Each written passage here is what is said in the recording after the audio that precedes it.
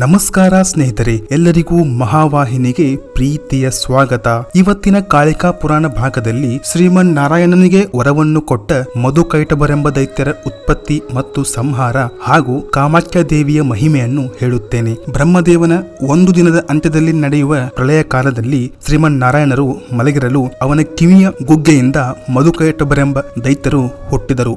ಆ ಕಾಲದಲ್ಲಿ ಮಹಾಮಾಯಾ ಸ್ವರೂಪಳಾದ ಯೋಗ ನಿದ್ರಾದೇವಿಯು ಆಮೆಯ ಬೆನ್ನಿನ ಮೇಲೆ ಕುಳಿತು ಪ್ರಳಯ ಜಲದಲ್ಲಿ ನೀರಿನಿಂದ ನೆನೆದು ಮೆತ್ತಗಾಗಿರುವ ಭೂಮಿಯನ್ನು ನೋಡುತ್ತಾಳೆ. ಆಗ ದೇವಿಯು ಭೂಮಿಯನ್ನು ಗಟ್ಟಿಯಾಗುವಂತೆ ಮಾಡಲು ಏನು ಮಾಡಬೇಕೆಂದು ಯೋಚಿಸಿ, ಒಂದು ವೇಳೆ ಭೂಮಿ ಇದೇ ತರಹ ಇದ್ದರೆ ಮುಂದೆ ನಡೆಯಲಿರುವ ಸೃಷ್ಟಿಕಾಲದಲ್ಲಿ ಜನರ ಭಾರವನ್ನು ಧರಿಸಲು ಅಸಾಧ್ಯವೆಂದು ಅರಿತು ಯೋಗನಿದ್ರೆಯಲ್ಲಿರುವ ಶ್ರೀಮನ್ ನಾರಾಯಣರ ಹತ್ತಿರ ಬಂದು ಆತನ ಕಿವಿಯಿಂದ ಗುಗ್ಗೆಯನ್ನು ತೆಗೆದು ಎಸೆದಳು. ಅದರಿಂದ ಮಧುಕೈಟಭರೆಂಬ ಇಬ್ಬರು ದೈತ್ಯರು ಹುಟ್ಟಿದರು. ಆ ದೈತ್ಯರಿಬ್ಬರು ಮಹಾಮಾಯೆಯಿಂದ ಮೋಹಿತರಾಗಿ ವಿಷ್ಣುವಿನ ಶರೀರವನ್ನು ಸೇರಿ ಅಲ್ಲಿ ಸುತ್ತುತ್ತಾ ಅವನ ನಾಭಿ ಕಮಲದಲ್ಲಿದ್ದ ಬ್ರಹ್ಮನನ್ನು ನೋಡಿ, ಎಲೈ ಬ್ರಹ್ಮನೇ, ನಿನಗೆ ಜೀವಿಸಬೇಕೆಂಬ ಇಚ್ಛೆ ಇದ್ದರೆ ಈ ಹರಿಯನ್ನು ಎಬ್ಬಿಸು ಎಂದರು. ಆಗ ಬ್ರಹ್ಮನು ಭಯಗೊಂಡು ಮಹಾಮಾಯೆ ಸ್ವರೂಪಳಾದ ಯೋಗನಿದ್ರಾದೇವಿಯನ್ನು ಸ್ಮರಿಸಿದನು. ಆಗ ಅಲ್ಲಿಗೆ ಬಂದ ದೇವಿಯು ಶ್ರೀಹರಿಯನ್ನು ಎಚ್ಚರಗೊಳಿಸಿದಳು. ಎಚ್ಚರಗೊಂಡ ನಾರಾಯಣ ಆ ದೈತ್ಯರೊಡನೆ ಯುದ್ಧ ಮಾಡುತ್ತಾನೆ. ಆದರೆ ಪರಾಕ್ರಮಶಾಲಿಗಳಾದ ಆ ಮಧುಕೈಟಭರನ್ನು ಗೆಲ್ಲಲು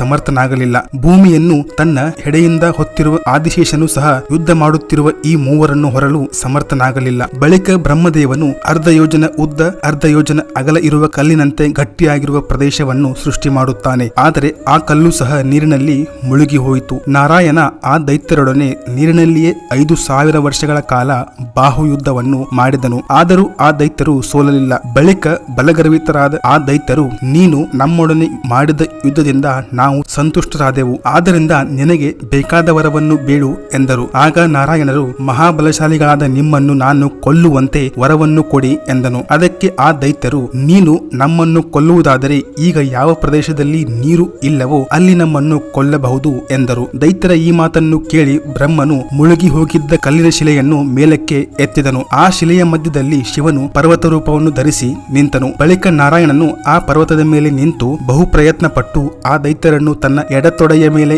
ಎಳೆದುಕೊಂಡು ಇಬ್ಬರ ಶಿರಸ್ಸುಗಳನ್ನು ಕತ್ತರಿಸಿದನು. ಮಧು ಎಂಬ ದೈತ್ಯನನ್ನು ಕೊಂದಿದ್ದಕ್ಕೆ ಮಧುಸೂದನ ಎಂದು ಪ್ರಸಿದ್ಧನಾಗುತ್ತಾನೆ. ನಂತರ ನೀರಿನಲ್ಲಿ ನೆನೆದು ಮೃದುವಾಗಿದ್ದ ಭೂಮಿಯನ್ನು ಮೇಲಕ್ಕೆ ಎತ್ತಿ ಮಧುಕೈಟಭರ ಮೇಧಸ್ಸನ್ನು ಲೇಪನ ಮಾಡಿ ಗಟ್ಟಿಯಾಗುವಂತೆ ಮಾಡುತ್ತಾನೆ. ಮೇಧಸ್ಸನ್ನು ಲೇಪನ ಮಾಡಿದ್ದರಿಂದ ಈ ಭೂಮಿಯನ್ನು ಇಂದಿಗೂ ಮೇದಿನಿ ಎಂದು ಕರೆಯುತ್ತಾರೆ. ಮುಂದೆ ಸೃಷ್ಟಿ ಕಾರ್ಯವು ಬೆಳೆದು ಬಹುಕಾಲದ ಮೇಲೆ ದಕ್ಷ ಬ್ರಹ್ಮನ ಮಗಳಾದ ಸತಿ ದೇವಿಯೊಡನೆ ಶಂಕರನ ವಿವಾಹವಾಯಿತು. ಒಮ್ಮೆ ಆ ದಕ್ಷನು ಮಹತ್ತಾದ ಯಜ್ಞವನ್ನು ಆರಂಭಿಸುತ್ತಾನೆ. ಆ ಯಜ್ಞಕ್ಕೆ ಸತಿ ಮತ್ತು ಶಂಕರನನ್ನು ಹೊರತು ಉಳಿದ ಎಲ್ಲರನ್ನೂ ಕರೆದಿರುತ್ತಾನೆ. ಆ ದಕ್ಷನು ಆ ಅಪಮಾನವನ್ನು ಸಹಿಸಲಾರದೆ ಸತೀದೇವಿಯು ಆ ಯಜ್ಞದಲ್ಲಿ ಶರೀರ ತ್ಯಾಗವನ್ನು ಮಾಡುತ್ತಾಳೆ. ಆ ಸತಿಯ ಮೋಹದಿಂದ ಶಂಕರನು ಅವಳ ಮೃತ ಶರೀರವನ್ನು ಹೊತ್ತುಕೊಂಡು ಎಲ್ಲಾ ಕಡೆ ಅಲೆದನು. ಆ ಮೃತ ಶರೀರದ ಅಂಗಗಳು ಅಲ್ಲಲ್ಲಿ ಬೀಳುತ್ತಿದ್ದವು. ಆ ಅಂಗಗಳು ಬಿದ್ದ ಸ್ಥಳಗಳು ಯೋಗ ಮಾಯೆಯ ಪ್ರಭಾವದಿಂದ ಅತ್ಯಂತ ಪವಿತ್ರವಾದ ಕ್ಷೇತ್ರಗಳಾಗಿ ಪರಿಣಮಿಸಿದವು. ಕುಬ್ಜಿಕಾ ಪೀಠವೆಂಬ ಪರ್ವತ ಸ್ಥಳದಲ್ಲಿ ಸತೀದೇವಿಯ ಯೋನಿ ಮಂಡಲವು ಬಿದ್ದಿತು. ಅಲ್ಲಿ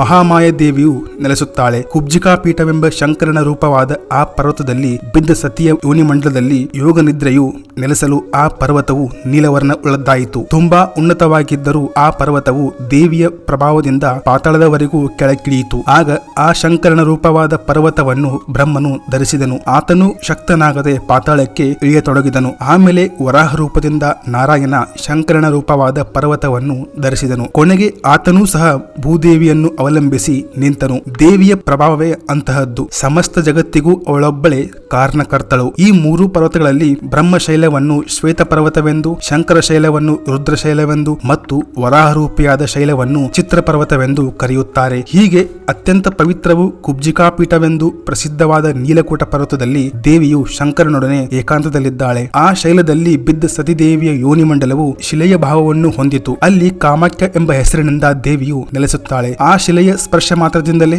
ಮನುಷ್ಯನು ದೇವತ್ವವನ್ನು ಹೊಂದಿ ಬ್ರಹ್ಮಲೋಕಕ್ಕೆ ಹೋಗಿ ಅಲ್ಲಿ ಇದ್ದು ಮುಂದೆ ಮುಕ್ತಿಯನ್ನು ಹೊಂದುತ್ತಾನೆ. ಆ ಸ್ಥಳದಲ್ಲಿ ದೇವಿಯು ಸಕಲ ಜನ ಜನಗಳನ್ನು ಉದ್ಧರಿಸಲು 5 ರೂಪಗಳಾಗಿ ನೆಲೆಸಿರುವಳು. ಅವುಗಳಲ್ಲಿ ಮೊದಲನೆಯದು ಕಾಮಾಖ್ಯ, ಎರಡನೆಯದು ತ್ರಿಪುರ, ಮೂರನೆಯದು ಕಾಮೇಶ್ವರಿ, ಶಾರದೆ ಮತ್ತು ಮಹಾಲೋಕ ಎಂಬುವಳು. ಆ ಸ್ಥಳದಲ್ಲಿ ಬ್ರಹ್ಮ, ವಿಷ್ಣು, ಮಹೇಶ್ವರ, 64 ಯೋಗಿನಿಯರು, 8 ಭೈರವರು ಮತ್ತು ಇಂದ್ರ ದೇವತೆಗಳು ಶಿಲೆಯ ರೂಪವನ್ನು ಹೊಂದಿ ಆ ಕಾಮಾಖ್ಯ ದೇವಿಯನ್ನು ಆರಾಧಿಸುತ್ತಿರುವರು. ಆ ನೀಲಕೂಟ ಶೈಲದ ಪೂರ್ವ ಭಾಗದಲ್ಲಿ ಗಣಪತಿಯು ಸಿದ್ಧ ಗಣಪತಿ ಎಂಬ ಹೆಸರಿನಿಂದ ದ್ವಾರದಲ್ಲಿಯೇ ಇರುವನು. ಕಾಮೇಶ್ವರ ಮತ್ತು ಕಾಮಾಖ್ಯ ದೇವಿಯ ಮಧ್ಯದಲ್ಲಿ ಕಾಳರಾತ್ರಿ, ಕಾಮಾಖ್ಯ ಶಿಲೆಯ ಕೊನೆಯಲ್ಲಿ ಕುಷ್ಮಾಂಡಿ ಇರುವಳು. ದುರ್ಗೆಯು ಸಿದ್ಧ ಕಾಮೇಶ್ವರಿಯಾಗಿರುವಳು. ವಿಂಧ್ಯಾವಾಸಿನಿ ಎಂಬ ಯೋಗಿನಿಯು ಚಂದ್ರಘಂಟ, ವನವಾಸಿ ಎಂಬ ಯೋಗಿನಿಯು ಸ್ಕಂದಮಾತೆ, ಪಾದುದುರ್ಗಾ ಯೋಗಿನಿಯು ಕಾತ್ಯಾಯನಿ ದೇವಿಯಾಗಿ ಇರುವರು. ಆ ಕಾಮಾಖ್ಯ ದೇವಿಯ ಸ್ವರೂಪವು ಕಣ್ಣುಗಳನ್ನು ಕುಕ್ಕುವಂತೆ ಅತಿ ಪ್ರಕಾಶಮಾನವಾಗಿರುವುದು. ಕುಂಕುಮದಂತೆ ಸ್ವಲ್ಪ ಕೆಂಪಾದ ಶರೀರ ಕಾಂತಿ, ಸುವರ್ಣ ರತ್ನಾದಿ ಖಚಿತವಾಗಿ ಸೂರ್ಯಚಂದ್ರರಂತೆ ಪ್ರಕಾಶಮಾನವಾಗಿ ಕಿವಿಯಲ್ಲಿ ನೇತಾಡುತ್ತಿರುವ ಕರ್ಣಾಭರಣಗಳು,